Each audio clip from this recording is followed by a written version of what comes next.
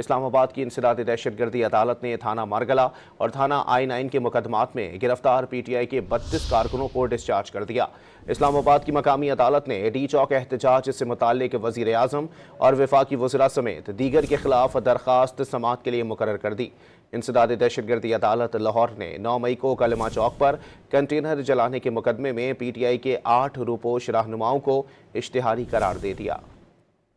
اسلام آباد کی انسداد دہشت گردی عدالت میں جج ابوالحسنات ذوالقرنین کے سامنے شناخت پیڈ پر بھیجے گئے 32 ملزمان کو پیش کیا گیا۔ وکیل انصر کیانی نے کہا کہ ملزمان کی شناخت پیڈ بھی نہیں ہوئی اور پولیس برآمدی کے لیے ریمانڈ مانگ رہی ہے۔ پولیس کے نمبرز پورے کرنے کے لیے مزدوروں کو گھروں سے اٹھا کر احتجاج کے کیس میں ڈال دیا۔ عدالت نے 32 ملزمان کو دونوں مقدمات سے ڈسچارج کر دیا۔ جج ابوالحسنات نے ریمارکس دیے کہ پولیس نے دوبارہ گرفتار کیا تو پولیس والوں کو ہتھکڑی لگوا دیں گے۔ ادھر راولپنڈی میں سیشن جج اعظم خان نے چیئرمین PTI بیرسٹر گوہر کی درخواست ابتدائی بحث کے لیے مقرر کرتے ہوئے انہیں 23 دسمبر کو آئندہ سماعت پر حاضر ہونے کا حکم دے دیا۔ بیرسٹر گوہر نے ڈی چوک احتجاج سے متعلق پرائیویٹ کمپلین میں وزیر اعظم شہباز شریف، وفاقی وزراء خواجہ آصف، محسن نقوی اور عطا تارڑ، IG اسلام آباد سمیت دیگر کو فریق بنایا۔ درخواست میں ہلاک ہونے والے 12 کارکنان اور زخمی ہونے والے 38 کارکنان کی فہرست بھی منسلک کی گئی، جبکہ 139